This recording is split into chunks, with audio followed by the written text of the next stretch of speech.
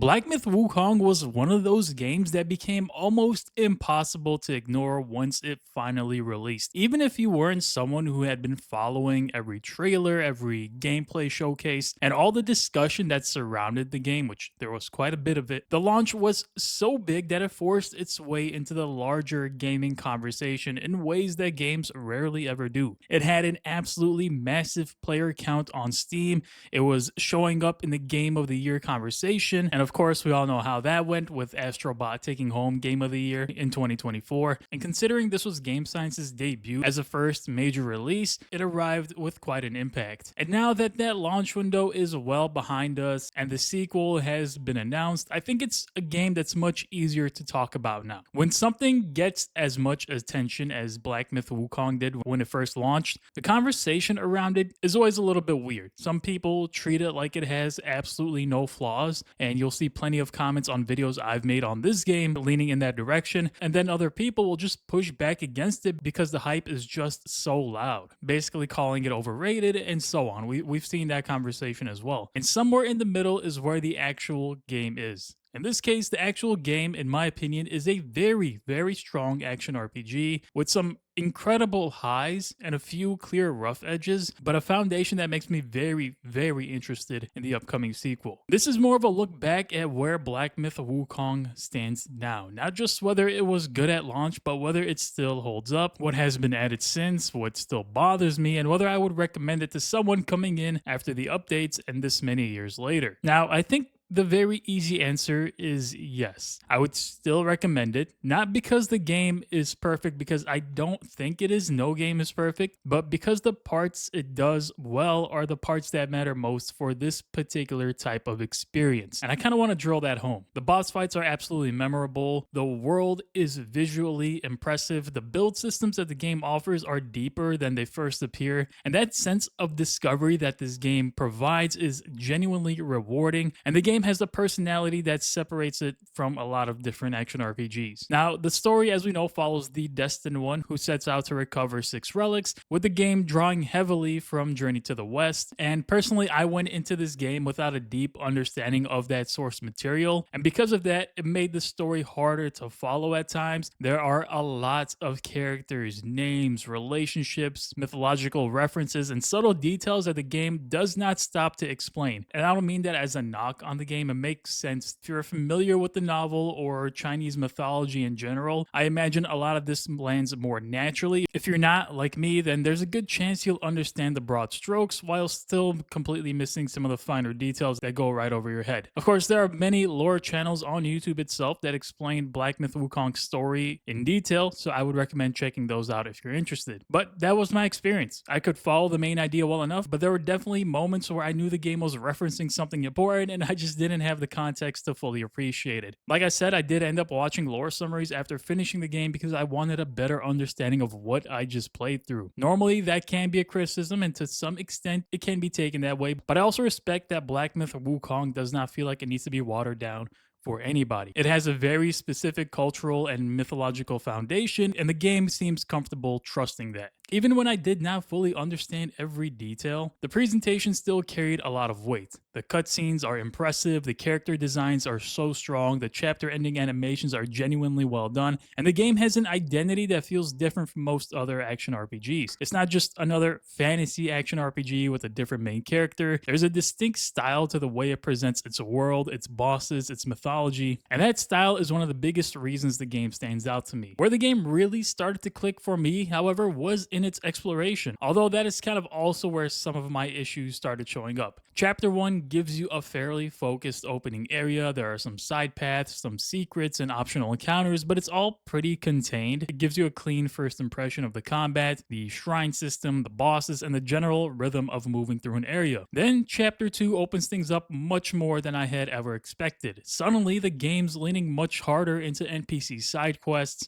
hidden routes, optional bosses, secret areas, and rewards that can be completely missed if you're just moving from objective to objective. That became one of my favorite parts of the game because Black Myth Wukong actually rewards curiosity in a meaningful way. You're not just exploring for a small chest with a little bit of currency. You might find a boss that you had no idea existed. You might find a spirit that becomes part of your build. You might find a really rare material, a vessel, a quest step, or a completely hidden area with its own enemies and boss encounters. That is the kind of exploration that I really enjoy. The game constantly gives you this feeling that something important might be tucked away just off the main path. There are entire secret sections in this game that you could miss if you're not paying attention or if you do not follow a quest correctly. In my original playthrough, I remember getting to a point where I was using guides before leaving chapters, not because I wanted the game to hold my hand, but because I honestly didn't want to accidentally miss a large piece of content. That is not something I usually do, but Wukong kind of pushed me into it. Some players might see that as too obscure, and I totally get that. There are definitely some side quests where I honestly have no idea how the average player is supposed to know the exact next step without stumbling into it by accident. But at the same time, I like that the game was willing to hide that meaningful thing from me, and it reminds me of older games where not every secret was marked, not every NPC quest was clearly tracked, and all of this sort of falls into line with what we expect from Souls-likes in general. Not to say that Black Myth Wukong is even a Souls-like. There's a ton of discussion around where this game falls into what genre it belongs to.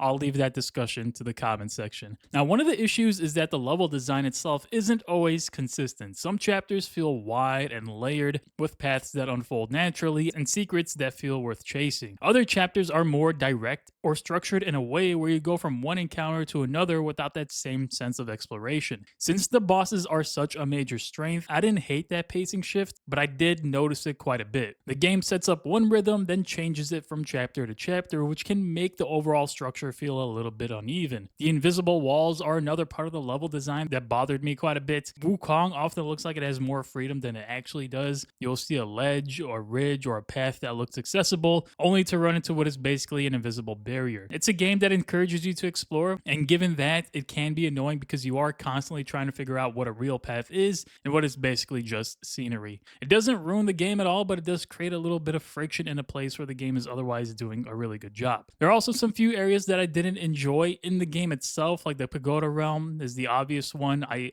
understand the idea behind making an area feel oppressive and uncomfortable, but that section leaned more toward frustrating than interesting for me. It felt like the game was trying to make the area difficult in a way that was more annoying than satisfying. Thankfully, that is not the standard for the rest of the game, but it was definitely one of the sections I was happiest to leave behind. The bosses are still the main reason I think Black Myth Wukong works as well as it does. There are a lot of them. Main story bosses, side quest bosses, world bosses, mini bosses, and hidden encounters scattered throughout each chapter. What impressed me was not just the sheer number of them, but how many of them feel like they had real attention put into them. A lot of games can throw bosses at you, but Wukong gives many of them their own identity, mechanics, animations, arenas, and rewards. Of course, the main ones usually get the best presentations, they have proper introductions, unique arenas, and a stronger connection to the chapter that they appear in. Some of these fights are visually stunning, and the game does a good job making them feel like major moments rather than just health bars, basically. Mechanically, I never felt like the game was unfair in a broad sense.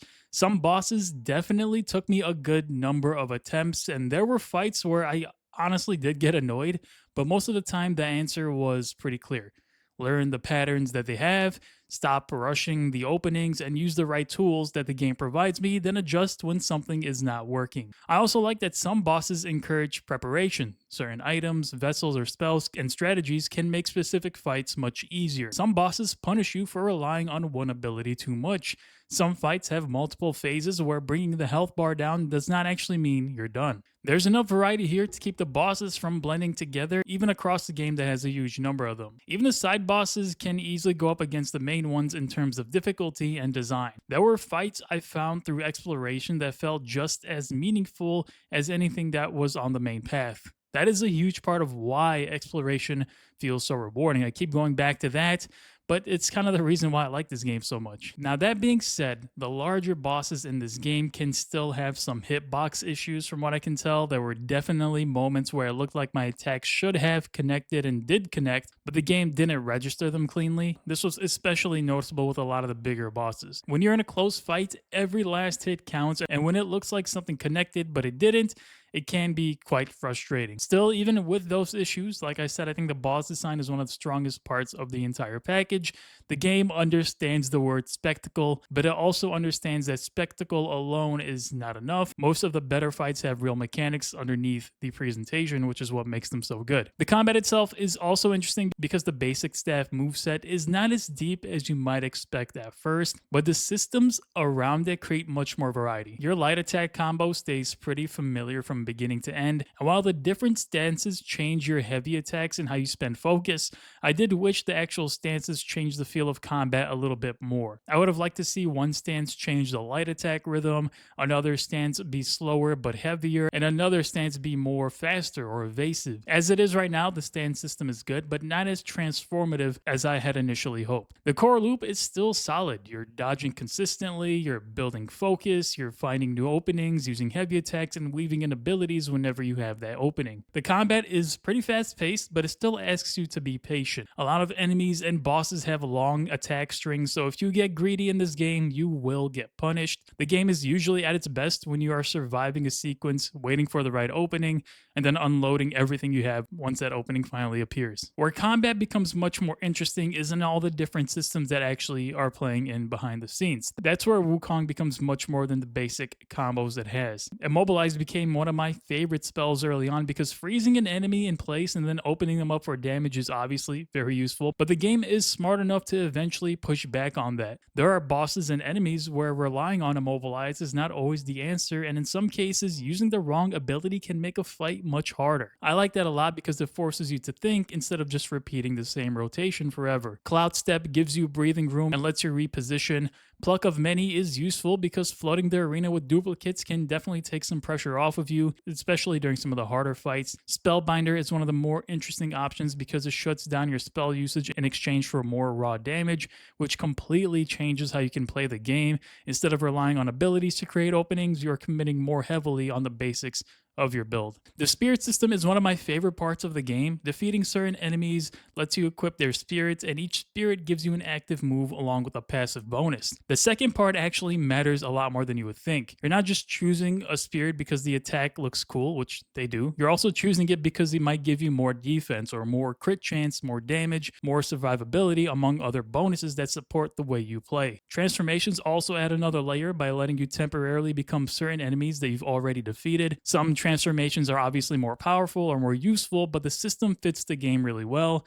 It connects combat to the creatures you fight, and between all of these different systems and gear bonuses, the combat ends up having more variety than what the staff moveset might suggest. Progression is also better than I had expected. You earn sparks, which are basically skill points, and you spend them across different trees. Some upgrades are simple stat improvements, while others affect your stances, spells, transformations, or just in general your survivability. Not every upgrade feels meaningful, but enough of them mattered where I did have to make decisions on where I spend these skill points. The loadout system also surprised me in a good way. Armor pieces come with unique effects.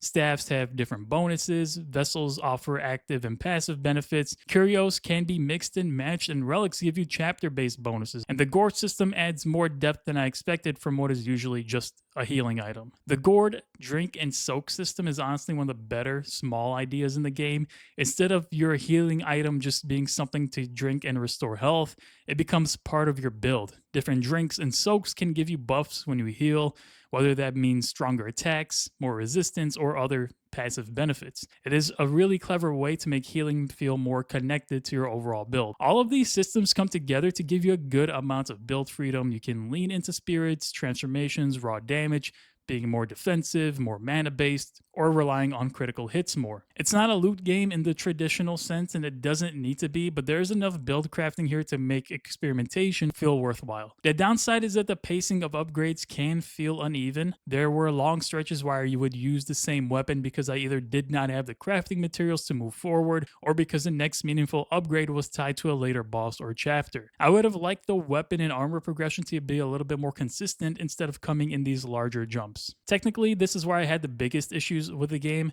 at least on the base PS5 when I originally played it. Wukong can look incredible, but performance mode came with the blurry image, and that was hard for me to ignore at the time, especially on a larger screen. Balance mode looked cleaner, but then I had to give up some of the smoother frame rate that this kind of game really benefits from. And I also did deal with stutters and even full freezes that forced me to close and restart the game. Of course, since launch, the game has received many updates. One of the bigger free updates added challenge mode, including boss rematches and a boss rush style content, along with the Journeyer's Chart, which is the map feature that everyone was so surprised to see in my original video. Yes, the game now has a map. The Xbox release also gave the game a second wave of attention. After launching first on PS5 and PC, Black Myth Wukong eventually came to the Xbox Series consoles, which opened it up to a much wider console audience. That matters because this was one of those games that Xbox players had been waiting on for a while, and that release helped keep the conversation around the game going just beyond its original launch window. The future of this series is also worth mentioning because Game Science did reveal Black Myth Zhonghui. I might have pronounced that completely incorrectly, but that's going to be the next game in the broader Black Myth series. It's not a direct sequel to Wukong, and it's still extremely early to know more about it, but it is another single-player action RPG inspired by Chinese mythology, this time centered around Zhonghui, the ghost-catching figure from Chinese folklore. And Game Science did also mention that Wukong's journey is not necessarily over, so it sounds like they'll eventually circle back. So looking back at Black Myth Wukong now, I still think it's one of the more memorable action RPGs we had recently. I do not think every part of the game reaches the same level of quality, and I do think the hype sometimes make people talk about it like it had no real problems at all, but the highs are still so strong enough that the flaws really don't define the experience. If you're coming into it now, I would set the right expectations. I would not go in expecting a traditional Souls-like, because while it does have hard bosses, the shrine style checkpoints, and some similar design language, it feels closer to a boss heavy action RPG with semi-open areas, very tailored to mythological storytelling. With all that being said, Black Myth Wukong was a game I enjoyed thoroughly my first time around and my second time around. It's really rare for me to go back and replay games, but Black Myth Wukong was one of those titles that really caught my attention and really made me push hard to beat the game. I enjoyed most of my time with it, and I'm really excited to get my hands on the studio's next game. Thank you guys for watching as always. I hope you guys enjoyed this video. If you did, make sure to hit the like button. If you're new here, subscribe, and I'll see you all in the next one.